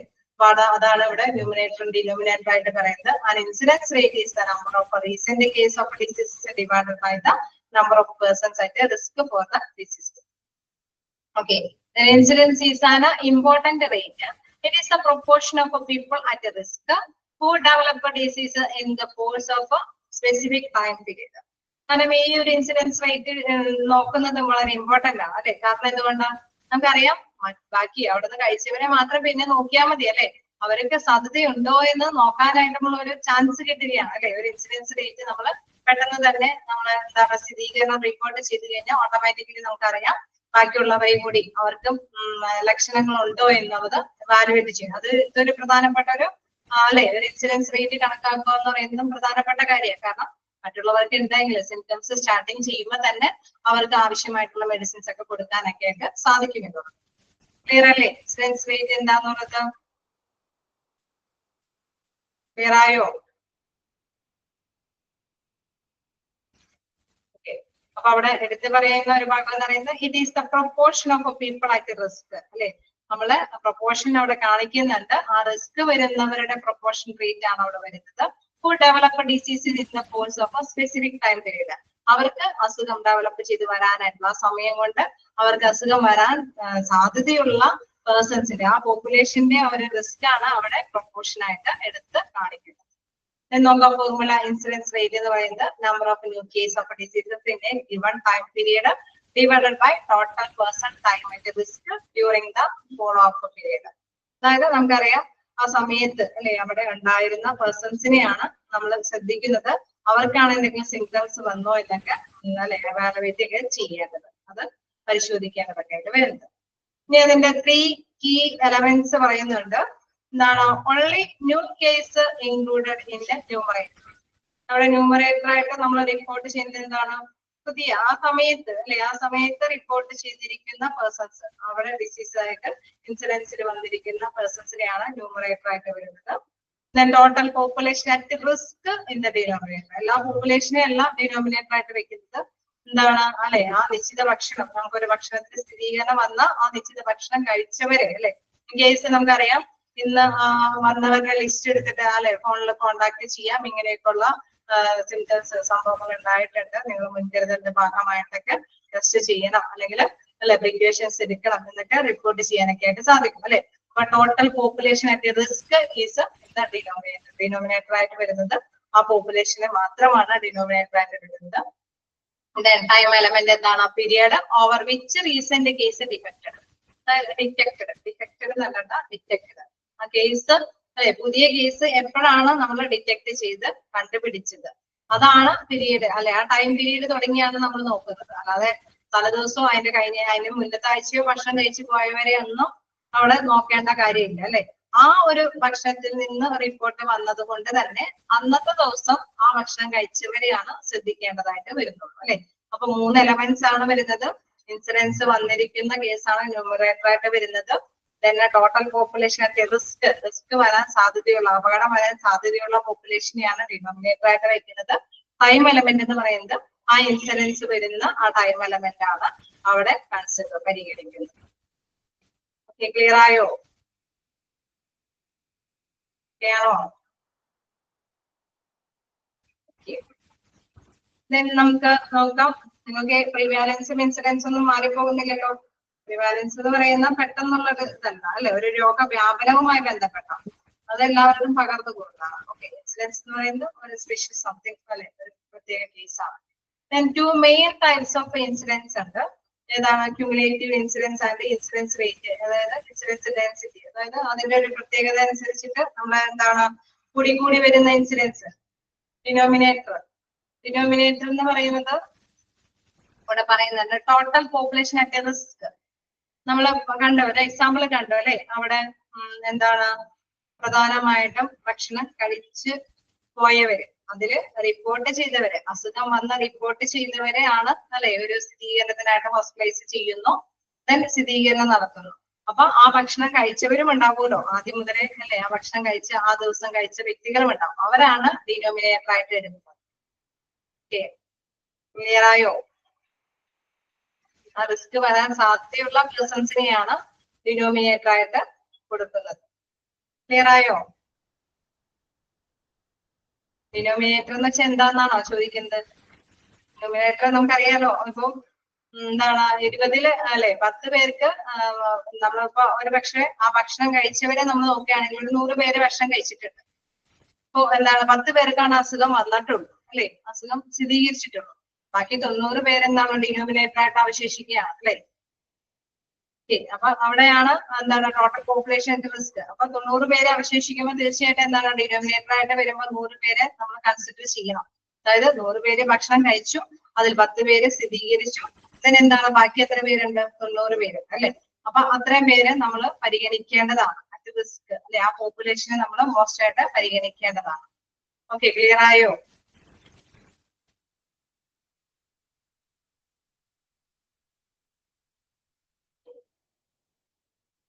ക്ലിയർ ആയോ? എക്സാമ്പിൾ പറയുമ്പോ കൺഫ്യൂഷൻ ആയ, അതായത് 100-ൽ 10 പേരെ സ്ഥിരീകരിച്ചു എന്തൊക്കെയോ അസുഖം അല്ലെ, അവർക്ക് ഭക്ഷണം കഴിച്ചതിൽ നിന്ന് ഒരു സൈഡ് എഫക്ട് വന്ന്. ക്ലിയർ ആണ്? ഓക്കെ, ഞാൻ വീണ്ടും സമയം കളയേണ്ടതില്ല. Two main types of incidence നോക്കാം. അതായത് കൂടി വരുന്ന ഒരു ഇൻസിഡൻസ് അല്ലെ, ഒരുപാട് പേര് റിപ്പോർട്ട് ചെയ്ത് വരികയാണെങ്കിൽ അത് ഇൻസിഡൻസ് റേറ്റ് കൂടുതലാണ്. ഇൻസിഡൻസ് റേറ്റ് ഡെൻസിറ്റി നമുക്കറിയാം, അത് കുറഞ്ഞ തോതും ഉണ്ടാവാം. എന്തായാലും പ്രത്യേകിച്ച് പറയുന്നില്ല, സാന്ദ്രത എന്ന് മാത്രമാണ് പറയുന്നത്. ക്യുമുലേറ്റീവ് ഇൻസിഡൻസ് എന്ന് വെച്ച് കഴിഞ്ഞാൽ എന്താണ്? കുറച്ച് പേര് കൂടുതൽ അഡ്മിഷൻ വരികയാണെങ്കിൽ അത് കൂടുതൽ വ്യാപന തോത് കൂടുതലാണ് പറയും. ഇൻസിഡൻസ് റേറ്റ്, ഇൻസിഡൻസ് ഡെൻസിറ്റി എന്ന് പറയുന്നത് കുറവാണെങ്കിൽ, അതാണ് അവിടെ ഉദ്ദേശിക്കുന്നത്. കുറവാണെങ്കിൽ നമുക്കറിയാം അതിന്റെ പ്രിക്കോഷൻസ് ഒന്നും അധികം എടുക്കേണ്ടി വരില്ല അല്ലെ. 2 രീതിയിൽ വരാം. ക്യുമുലേറ്റീവ് കൂടി വരാനായിട്ടുള്ള സാധ്യതയുണ്ട് എന്നാണ്. Then characteristics of incidence. എന്താണ് characteristics of incidence എന്ന് പറയുന്നത് നോക്കാം. അതിന്റെ പ്രത്യേകതകൾ എന്തൊക്കെയാന്ന് നോക്കാം. Address the question how far the condition is. അതായത് ഇതിന്റെ ഒരു പ്രത്യേകതകളിൽ ഒന്ന് എത്രത്തോളം നാള് അല്ലെ ഈ ഒരു സ്ഥിരീകരണം എത്രത്തോളം എന്നുള്ള ചോദ്യത്തിന് ഒരു അല്ലെ ഉത്തരം നൽകാനായിട്ട് സാധിക്കില്ല. എത്രത്തോളം നാള് നീണ്ടു നിൽക്കുന്നൊന്നുമില്ല. നമുക്കറിയാം ചിലപ്പോ എന്താണ് ആരോഗ്യശേഷി കൂടുതലുള്ള വ്യക്തികളൊക്കെ ആണെങ്കിൽ ജസ്റ്റ് ഹോസ്പിറ്റലിലെ ഫസ്റ്റ് എയ്ഡും കാര്യങ്ങളൊക്കെ കഴിഞ്ഞ് അവർക്ക് തിരിച്ചു പോകാം അല്ലെ, വലിയ പ്രശ്നങ്ങളൊന്നും ഉണ്ടാവില്ല. ചിലരുടെ കണ്ടീഷൻ അവർ ആരോഗ്യസ്ഥിതി അനുസരിച്ചിട്ട് പെട്ടെന്ന് വഷളായി പോകാനും സാധ്യതയുണ്ട് അല്ലെ. അടുത്ത question how far the condition is, അത് എത്രത്തോളം നീണ്ടു നിൽക്കുമെന്നൊന്നും അറിയില്ല. Then a measure of a risk of a disease but should be for a stipulated time period. ഇതൊരു ഡിസീസുമായി ബന്ധപ്പെട്ട ഒരു കാര്യമാണ്. ഈ കേസിൽ നമുക്കറിയാം ആ അസുഖം എല്ലാവർക്കും ഒന്നും വ്യാപിക്കില്ല. കാരണം എന്താ, അത് ആ ഭക്ഷണം കഴിച്ചവരെ മാത്രമാണ് ബാധിക്കുന്നത് അല്ലെ. അപ്പൊ അതുകൊണ്ട് ആ സമയം പീരീഡിനുള്ളിൽ തന്നെ ആ അസുഖം ബാധിച്ചവരുടെയൊക്കെ അല്ലെ അവരുടെ സിംറ്റംസ് ഒക്കെ വന്ന് അവരൊക്കെ റിക്കവർ ആവാനും ചിലർക്കൊക്കെ അപകടം വരാനും സാധ്യതയൊക്കെ ഉണ്ട്. പക്ഷെ ആ ഒരു ടൈമിനുള്ളിൽ അവരുടെ കാര്യങ്ങൾ കഴിയും അല്ലെ, മറ്റുള്ളവർക്കും വ്യാപിച്ചു പോകാനൊക്കെ ആയിട്ടുള്ള സാധ്യതകളില്ല. ഓക്കെ, നെക്സ്റ്റ് എന്താണ് express the risk of having an outcome for the population at risk not for a single person. Okay, അതിലെന്താ പറയുന്നത്, ഒരു പേഴ്സണിന് വേണ്ടിയോ അല്ലെ അപകട സാധ്യതയുള്ള ജനസംഖ്യയുടെ ഒരു ഫലം ഉണ്ടാകാനുള്ള സാധ്യത അതിന് ഫലിക്കുന്നില്ല അല്ലെ. Express the risk of having an outcome for a particular population at risk not for a single person. ഒരു സിംഗിൾ പേഴ്സണെ മാത്രം നമുക്ക് കൈകാര്യം ചെയ്യാനായിട്ട് പറ്റില്ല അല്ലെ. ഒരു പെർട്ടിക്കുലർ പോപ്പുലേഷൻ അത് കഴിച്ച വ്യക്തികളെയൊക്കെയാണ് മൊത്തത്തിൽ അവിടെ നോക്കുന്നത്. ചിലരുടെ ആരോഗ്യസ്ഥിതി കുഴപ്പമുണ്ടാവില്ല, ചിലരുടെ ആരോഗ്യസ്ഥിതി വ്യത്യസ്തമായിരിക്കും. അപ്പൊ അതാണ് അവിടെ പ്രതിഫലിക്കുന്നത്. ഒരു സിംഗിൾ പേഴ്സന്റെ മാറ്റർ മാത്രം അവിടെ പ്രതിഫലിപ്പിക്കാനായിട്ട് സാധിക്കില്ല അല്ലെ. പോപ്പുലേഷൻ ആയിട്ട് റിസ്ക്, അത് റിസ്ക് ഉള്ള എല്ലാവരുടെയും കൂടി പ്രതിഫലനമാണ് നമുക്ക് മനസ്സിലാക്കി എടുക്കാനായിട്ട് സാധിക്കും. Population must be free of diseases at the beginning of the study. ഇതിന്റെ മറ്റൊരു സവിശേഷത എന്ന് പറയുന്നത് ഈ ഒരു അസുഖം ഈ ഒരു ഇൻസിഡന്റ് വരുന്നതിന് മുമ്പ് എന്താണ് ആ വ്യക്തികളെല്ലാം തന്നെ എന്താണ് ഡിസീസുകളൊന്നും അസുഖങ്ങളൊന്നും ഇല്ലാത്ത പേഴ്സൺസ് ആയിരുന്നു. ഹോട്ടലിലെ ഭക്ഷണം കഴിക്കുന്നതിന് മുമ്പ് ഈ വ്യക്തികൾക്കൊന്നും അസുഖങ്ങൾ ഇല്ലാത്തവരായിരുന്നു അല്ലെ. Population must be free of diseases at the beginning of the study. Study നടത്തുമ്പോൾ നോക്കുക എന്താണ് അവരുടെ ബിഗിനിങ്ങിൽ അവർക്ക് അസുഖങ്ങളൊന്നും ഇല്ല. പിന്നെ ഇങ്ങനൊരു ഫുഡ് കഴിച്ചതിന് ശേഷമാണ് അവർക്ക് റിപ്പോർട്ട് ചെയ്തിരിക്കുന്നത് അവർക്ക് അസുഖമായിരിക്കുന്നത്. ദെൻ എല്ലാവർക്കും രോഗാവസ്ഥ ഒരേപോലെ ആവണമെന്നില്ല. റിസ്ക് അനുഭവപ്പെടാൻ സാധ്യതയുള്ളവർക്ക് അപകടം അനുഭവപ്പെടാൻ പറ്റുന്ന സാധ്യതയുള്ള എല്ലാ വ്യക്തികളെയും കൺസിഡർ ചെയ്യുമ്പോൾ ചിലർക്ക് പല രീതിയിലായിരിക്കും അത് എഫക്ട് ചെയ്യും. ഓക്കെ, ക്ലിയർ ആയോ? അത്തരത്തിലുള്ള സവിശേഷതകളാണ് ഇൻസിഡൻസിൽ വരുന്നത്. ക്ലിയർ ആണോ?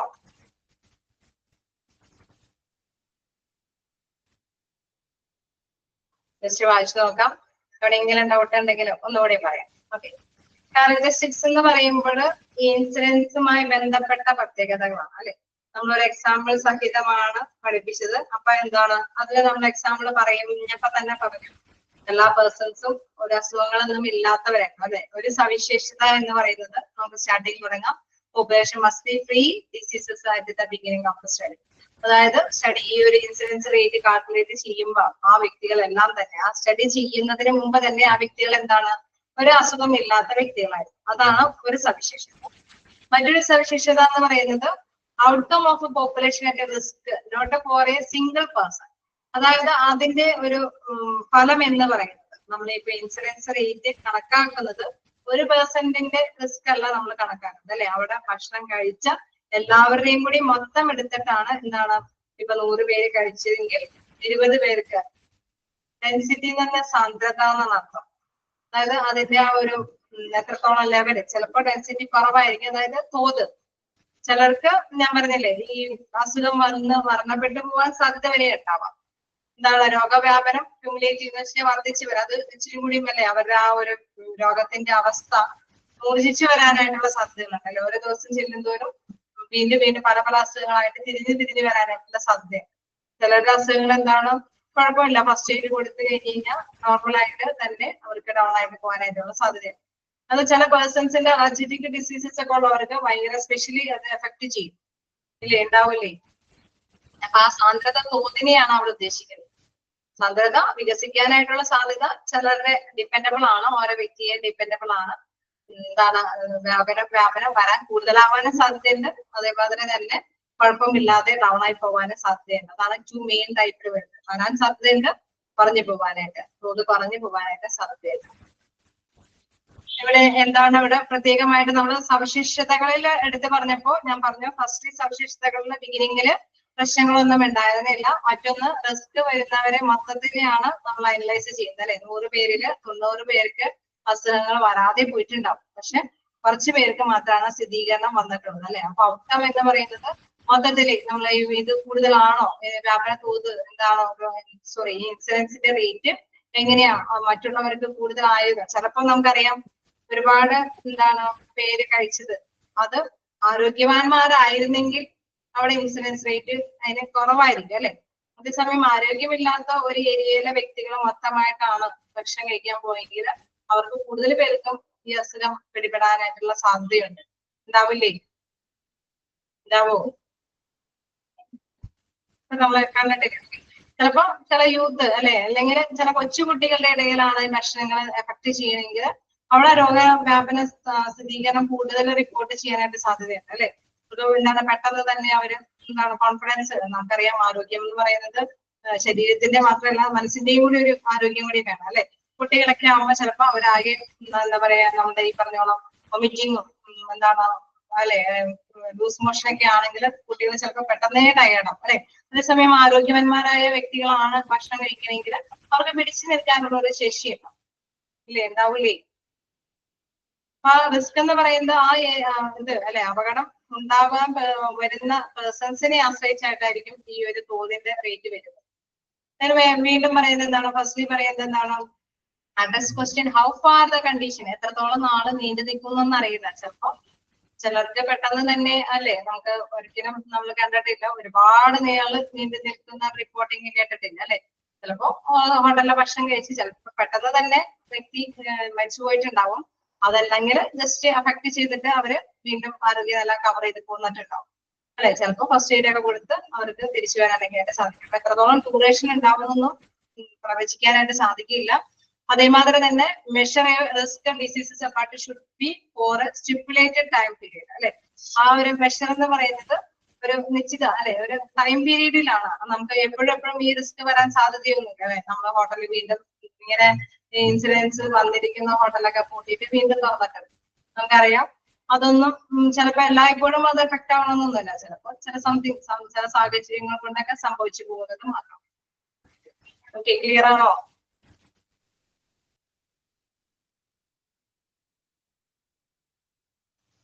ാണോ?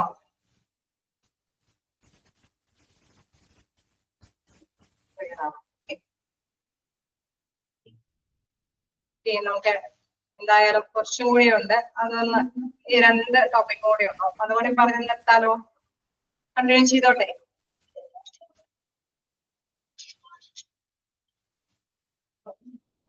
യൂസ് ഓഫ് ഇൻസിഡൻസ്, നമ്മളിപ്പോ ഇൻസിഡൻസ് റേറ്റ് കാണുന്നത് കൊണ്ടുള്ള ഉപയോഗങ്ങളാണ് പറയുന്നത്.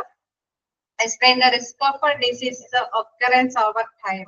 അതായത് നമ്മളിപ്പോ അല്ലെ ഈ ഒരു സാധ്യത എന്ന് പറയുന്നത് നമ്മുടെ ഈ രോഗം വരാനായിട്ടുള്ള സാധ്യത വിശദീകരിക്കുന്നുണ്ട് അല്ലെ. നമുക്ക് ഇങ്ങനെയുള്ള പേഴ്സൺസ് ഒക്കെ വരാനായിട്ടുള്ള സാധ്യത നമുക്ക് മുൻകൂട്ടി കണ്ടുകൊണ്ടൊക്കെ അവർക്ക് ഫോൺ ചെയ്ത് മെസ്സേജുകളൊക്കെ അയക്കാം. അവർക്ക് അതിനനുസരിച്ചുള്ള പ്രിക്കോഷൻസ് ഒക്കെ എടുക്കാനൊക്കെ ആയിട്ട് സാധിക്കും. അപ്പൊ explain the risk of diseases occurrence over time. Next പറയുന്നത് useful in planning for preventive measure as to prepare resources to combat event. അതായത് ഇപ്പൊ കുറച്ച് പേര് ഇപ്പൊ നമ്മൾ കുട്ടികളുടെ ഇടയിലൊക്കെയാണ് അങ്ങനെ ഒരു രോഗവ്യാപനം വരണമെങ്കിൽ നമുക്കറിയാം ഹോസ്പിറ്റലൈസേഷൻ എന്തായാലും ചെയ്യേണ്ടത് വരും അല്ലെ. അപ്പൊ അതുകൊണ്ട് തന്നെ എല്ലാവർക്കും ഇങ്ങനെ രോഗങ്ങൾ വരുന്ന പേഴ്സൺസിനൊക്കെ അഡ്മിറ്റ് ചെയ്യേണ്ട ഒരു അവസ്ഥയൊക്കെ ഉണ്ടെങ്കിൽ അതിനനുസരിച്ചിട്ടൊക്കെ ഹോസ്പിറ്റലൊക്കെ അതിനാവശ്യമായിട്ടുള്ള എക്യുപ്മെന്റ്സും കാര്യങ്ങളൊക്കെ പ്രിവെന്റീവ് ആയിട്ടുള്ള മെഷർമെന്റ് ഒക്കെ എടുക്കാനായിട്ട് സാധിക്കുമെന്ന് മുൻകൂട്ടി അതിന്റെ ആ ഒരു മെഷർമെന്റ് ഒക്കെ എടുക്കാനൊക്കെ ആയിട്ട് സാധിക്കും. അതേമാതിരി തന്നെ പ്രിപ്പയർ റിസോഴ്സസ്, അതായത് ഹോസ്പിറ്റലാണെങ്കിൽ ആവശ്യമായിട്ടുള്ള എക്യുപ്മെന്റ്സും കാര്യങ്ങളൊക്കെ സജ്ജീകരിക്കാനൊക്കെ ആയിട്ട് സാധിക്കും. Then compare the risk of diseases between 2 or more populations. അതായത് നമുക്കറിയാം ഇതൊരു കമ്പാരിസൺ നടത്താനായിട്ട് അല്ലെ. ചിലപ്പോ ചില വ്യക്തികൾക്കൊന്നും വലിയ പ്രശ്നങ്ങളൊന്നും ഉണ്ടാവില്ല അല്ലെ. അപ്പൊ 2ഓ അതിലധികമോ സംഭവങ്ങളെ അത് ചെറുതും വലുതുമായ രോഗാവസ്ഥയിൽ ഒക്കെ നമുക്ക് അനലൈസ് ചെയ്യാനൊക്കെ ആയിട്ട് കണ്ടെത്താനായിട്ട്. അപ്പൊ നമ്മൾ നേരത്തെ കൂടി ഇങ്ങനെ ഒരു ഇൻസിഡൻസ് റേറ്റ് റിപ്പോർട്ട് ചെയ്തിട്ടുണ്ടെങ്കിൽ അതുമായിട്ട് കമ്പയർ ചെയ്യും. ഓക്കെ, ഈ ഒരു ഇൻസിഡൻസ് റേറ്റ് സംഭവിച്ചിട്ടുണ്ട്, ഈ ഒരു ഇൻസിഡൻസ് സംഭവിച്ചിട്ടുണ്ട്, അപ്പൊ അത് തമ്മിൽ കമ്പയർ ചെയ്യാനായിട്ട്. അപ്പൊ അവിടെ ആ ടൈമിൽ എങ്ങനെയാണ് മെഡിസിൻസ് കൊടുത്തത്, എന്താണ് ആദ്യം എടുത്ത പ്രിക്കോഷൻസ്, അതൊക്കെ ഒന്ന് കമ്പയർ ചെയ്ത് കണ്ടെത്താനൊക്കെ ആയിട്ട് സാധിക്കും. Compare the risk of diseases between 2 or more populations. അപ്പൊ ആ ഒരു പോപ്പുലേഷന്റെ ഇടയിൽ എങ്ങനെയാണ് അത് കൈകാര്യം ചെയ്തതെന്നൊക്കെ മനസ്സിലാക്കാനൊക്കെ ആയിട്ട് സാധിക്കും. എന്താണ് ഇൻ കേസ് അത് മാത്രമല്ല, നമുക്കറിയാം ചില പല വ്യത്യസ്ത ഏരിയകളിലുള്ള പേഴ്സൺസ് ആണ് അവിടെ ഫുഡ് കഴിക്കാൻ ചെന്നതെങ്കിൽ ഒരു ഹോസ്പിറ്റലിൽ തന്നെ അല്ലെ അവിടെ കൊടുത്ത ട്രീറ്റ്മെന്റ് എന്താണെന്നുള്ളതൊക്കെ ജസ്റ്റ് കമ്പാരിസൺ നടത്താനൊക്കെ ആയിട്ട് സാധിക്കും എന്നുള്ളതാണ്. Incidence rate are influenced by any factor and detect the risk factor. അപ്പൊ നമുക്കറിയാം എന്തുകൊണ്ടാണ് അല്ലെ, എന്തൊക്കെ രീതിയിൽ ഈ സംഭവങ്ങളുടെ നിരക്ക് ഏതെങ്കിലും ഒരു ഘട്ടത്തിൽ അല്ലെ അപകട സാധ്യതാ ഘട്ടങ്ങൾ കണ്ടെത്താൻ സാധ്യതയുണ്ടെങ്കിൽ അത് അല്ലെ അത് കണ്ടെത്താനായിട്ട് എന്തെങ്കിലും അപകടം നിലയിലുള്ള ഒരു ഘട്ടം വരാൻ സാധ്യതയുണ്ടെങ്കിൽ അതിനെ ഡിറ്റക്ട് ചെയ്തിട്ട് അതിനെ മുൻകരുതലായിട്ട് അല്ലെ അത് വരാതിരിക്കാനുള്ള മുൻകരുതൽ എടുക്കാനായിട്ട് സാധിക്കുമെന്നുള്ളത്. Incidence rate are influenced by any factor and detect the risk factor. അപ്പൊ നമ്മളത് പരിശോധിച്ച് മനസ്സിലാക്കി കഴിയുമ്പോൾ അതിലെ റിസ്ക് ഫാക്ടർ ഏതാണെന്ന് പെട്ടെന്ന് തന്നെ മനസ്സിലാക്കി വെക്കാനായിട്ട് സാധിക്കും എന്നുള്ളതാണ്. ഒരു ഇൻസിഡൻസ് സംഭവിച്ചു കഴിഞ്ഞാൽ നമുക്കറിയാം ചില റിപ്പോർട്ട്സുകൾ ഇങ്ങനെ ഇടയ്ക്കിടയ്ക്ക് വരുമ്പോൾ അല്ലെ ഇതിന് ഒരു റിസ്ക് ഉണ്ടാവും അല്ലെ ഇതാണ് രോഗിക്ക് വരാനായിട്ടുള്ള സാധ്യത. ആദ്യം തന്നെ ചിലപ്പോ ആണെങ്കിൽ അല്ലെ വ്യക്തിയുടെ അല്ലെ നമുക്കറിയാം വോമിറ്റിംഗ് ആയിരിക്കും, ജലാംശം നഷ്ടപ്പെടും, ചിലപ്പോ ഇങ്ങനെ വ്യക്തിയുടെ മറ്റു കാര്യങ്ങളിലേക്കൊക്കെ റിസ്കുകൾ വരാനായിട്ടുള്ള സാധ്യതയുണ്ട്. അപ്പൊ ആ ഇൻസിഡൻസ് റേറ്റ് പഠിച്ചു കഴിയുമ്പോൾ നമുക്ക് ഇങ്ങനെ ഒരു ഇൻസിഡൻസ് വരുമ്പോൾ അത് കൈകാര്യം ചെയ്യാനായിട്ടുള്ള പ്രിപ്പറേഷൻസ് നേരത്തെ കൂട്ടി കണ്ടെത്താനായിട്ട് സാധിക്കും. ഓക്കെ, ക്ലിയർ ആയോ?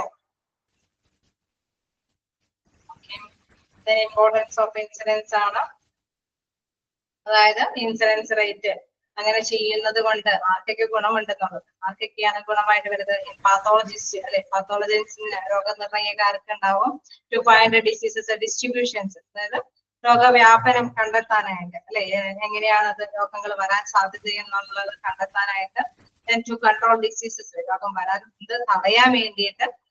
In restrain and therapeutic measurement, നമുക്കറിയാം ഇങ്ങനെയുള്ള രോഗവ്യാപനങ്ങളൊക്കെ വരുമ്പോൾ ഇങ്ങനെയുള്ള ഇൻസിഡൻസ് കേസുകളൊക്കെ വരുമ്പോൾ എന്താണ് അല്ലെ എന്തൊക്കെ തരത്തിലുള്ള ചികിത്സയാണ് കൊടുക്കണേന്ന് മെഷർ ചെയ്യാനായിട്ട് സാധിക്കും. ഇനി ഹെൽത്ത് പോളിസീസ് മേക്കിംഗ്, ഇങ്ങനെയുള്ള ഇൻസിഡൻസ് നമുക്കറിയാം ഒരു അല്ലെ ഓരോ ഹോട്ടലുകളിലൊക്കെ പുതിയ പുതിയ നിയമങ്ങൾ ഗവൺമെന്റ് ഇൻട്രൊഡ്യൂസ് ചെയ്യും. കാരണം ഇടയ്ക്കിടയ്ക്ക് ചെക്കിംഗ് ഒക്കെ നടത്താനൊക്കെ വരും. കാരണം എന്തുകൊണ്ട് ഇങ്ങനെയുള്ള ഇൻസിഡൻസ് റേറ്റ് കാണുന്നത് കൊണ്ടാണ് അല്ലെ. അപ്പൊ അത്തരത്തിൽ പുതിയ പുതിയ പോളിസി നയങ്ങളൊക്കെ ഉണ്ടാക്കി കൊണ്ടുവരാനായിട്ട് സാധിക്കും. അപ്പം ഇൻസിഡൻസ് റേറ്റ് കൊണ്ട് പല ഗുണങ്ങളുണ്ട് എന്നുള്ളതാണ്. അതായത് രോഗനിർണയം നടത്താനായിട്ട് സാധിക്കും. പിന്നെ എന്താണ് ഡിസീസ് ഡിസ്ട്രിബ്യൂഷൻ അല്ലെ, രോഗവ്യാപനം, ഇത്തരത്തില് രോഗം വ്യാപിക്കാനായിട്ടുള്ള സാധ്യതകൾ ഉണ്ടോ അത് കണ്ടെത്താനായിട്ട് സാധിക്കും. ദെൻ ടു കൺട്രോൾ ഡിസീസസ്, രോഗങ്ങളെ കൺട്രോൾ ചെയ്യാനായിട്ടുള്ള ഒരു സാധ്യത കൂടി ഇൻസിഡൻസ് റേറ്റിൽ നിന്ന് ഉണ്ടാവുന്നുണ്ട്. Restrain and therapeutic measurement, incidence rate കണ്ടെത്തുന്നത് കൊണ്ട് നേരത്തെ കൂട്ടി മെഷർമെന്റ് നടത്താനായിട്ട് അല്ലെ ഒരു ചെക്കിങ്ങും കാര്യങ്ങളൊക്കെ അനലൈസ് ചെയ്യുമ്പോൾ തന്നെ അറിയാൻ പറ്റും എന്താ അതിനനുസരിച്ചിട്ടുള്ള എക്യുപ്മെന്റ്സ് ഹോസ്പിറ്റലൊക്കെ ആണെങ്കിൽ അതൊക്കെ മനസ്സിലാക്കി മെഷർ ചെയ്തിട്ട് അതൊക്കെ സംഘടിപ്പിക്കാനായിട്ട് സാധിക്കും. ഇൻ ഹെൽത്ത് പോളിസി മേക്കിംഗ്, പുതിയ പുതിയ നയങ്ങളൊക്കെ ഈ ഒരു ഇൻഷുറൻസ് റേറ്റിന്റെ ബേസിൽ നമുക്കറിയാം ഇങ്ങനെയുള്ള റിപ്പോർട്ടുകളുടെ ബേസിൽ പുതിയ പുതിയ നയങ്ങളൊക്കെ ഗവൺമെന്റിന്റെ ഭാഗത്തു നിന്നൊക്കെ കൊണ്ടുവരാനൊക്കെ ആയിട്ട് സാധിക്കും. ക്ലിയർ ആയോ? നമ്മളിന്ന് കുറച്ച് കൂടുതൽ എടുത്തിട്ടുണ്ട്. എന്തായാലും ഇത് തന്നെ വായിച്ചു നോക്കണം കേട്ടോ. Use of first incidence clear ആണ്. First incidence use explain the risk of diseases occurrence over time അല്ലെ. അതായത് നമുക്ക് ഒരു നിശ്ചിത ടൈം ഉണ്ട് അല്ലെ, ആ സാധ്യത വിശദീകരിക്കാനായിട്ടുള്ള സാധ്യത നമുക്ക് റിസ്ക് വിശദീകരിക്കാനുള്ള ഒരു സമയം നമുക്ക് കണ്ടെത്താനായിട്ട് സാധിക്കും. അതായത് മറ്റുള്ളവർക്കും വരാം അല്ലെ, ഈ ഒരു ഭക്ഷണം കഴിക്കുന്നത് കൊണ്ട് കഴിച്ചത് കൊണ്ട് നമ്മുടെ ഭക്ഷണം ഇന്ന ദിവസം കഴിച്ച വ്യക്തികള് ശ്രദ്ധിക്കണം അല്ലെ, അത് വരാനായിട്ടുള്ള സാധ്യതയുണ്ട്. ഒക്കറൻസ് ഓവർ ടൈം, ആ ടൈമിനുള്ളിൽ കഴിച്ചവർക്ക് വരാൻ സാധ്യതയുണ്ടെന്ന് എക്സ്പ്ലെയിൻ ചെയ്യാൻ സാധിക്കില്ലേ? സാധിക്കോ? 2-3 റിപ്പോർട്ട് ഇൻസിഡൻസ് ഹോസ്പിറ്റലിലേക്ക് റിപ്പോർട്ട് ചെയ്യുമ്പോഴായിരിക്കും പിന്നെ അതിന്റെ ചെക്കിങ്ങും കാര്യങ്ങളും വരുന്നു, ചെക്ക് ചെയ്യുന്നു, അപ്പൊ തന്നെ എല്ലാവർക്കും ഇൻഫോർമേഷൻസ് ഒക്കെ കൊടുക്കാൻ സാധിക്കും അല്ലെ. അപ്പൊ അതൊരു പ്രധാനപ്പെട്ട ഉപയോഗമാണ്. വരാൻ സാധ്യതയുണ്ട് എന്നുള്ളത് ഇൻഫോം ചെയ്യാനായിട്ട് എക്സ്പ്ലെയിൻ ചെയ്യാനായിട്ട് സാധിക്കും. ക്ലിയർ ആണോ? ഓക്കെ. എന്തെങ്കിലും ഡൗട്ടുകൾ ഉണ്ടെങ്കിൽ നെക്സ്റ്റ് ക്ലാസ്സിൽ ചോദിക്കാം കേട്ടോ. നന്നായിട്ട് എടുത്തിട്ടുണ്ടെന്ന് കുറച്ച് കൂടുതൽ ഭാഗം എടുത്തിട്ടുണ്ട്. പക്ഷെ നിങ്ങൾക്ക് എക്സാമ്പിൾ സഹിതം വിശദീകരിച്ചപ്പോൾ നിങ്ങൾക്ക് ക്ലിയർ ആയി കാണും അല്ലെ? ക്ലിയർ ആണെന്ന് തന്നെ പറയുന്നത്. എനിവേ എന്തെങ്കിലും ഡൗട്ടുകൾ ഉണ്ടെങ്കിൽ വായിച്ചിട്ട് നെക്സ്റ്റ് ക്ലാസ്സിൽ ചോദിക്കാം. അപ്പം ഇന്ന് നമുക്ക് കുറച്ച് എടുക്കാനേ ഉള്ളൂ. അതായത് ചലഞ്ചസുകളാണ് എടുക്കാനുള്ളത്. മെഡിക്കൽ എക്യുപ്മെന്റിന്റെ കൂടി ചാപ്റ്റർ എടുക്കാം. നെക്സ്റ്റ് ക്ലാസ്സിൽ നമുക്ക്. Thank you.